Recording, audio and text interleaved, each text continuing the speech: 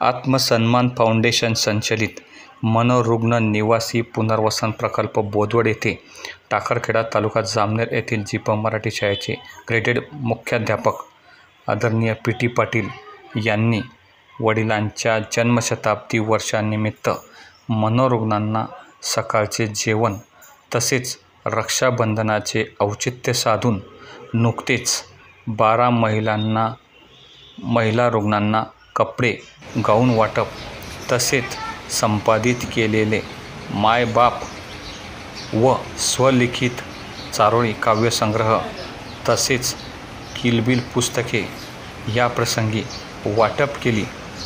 यावेळी आत्मसन्मान फाउंडेशनचे व्यवस्थापक वासुदेव साखरे, बोदवड कृषी उत्पन्न बाजार समितीचे सहाय्यक सचिव राजेश काळबैले, सेवेकरी रवींद्र माळी, आकाश बाविस्कर, स्वयंपाकी श्रीमती मनीषा भगत उपस्थित होते। वडिलांच्या जन्मशताब्दी वर्षानिमित्त आयोजित कार्यक्रमाचे नियोजन केल्याने सरांचे सर्वत्र कौतुक होत आहे।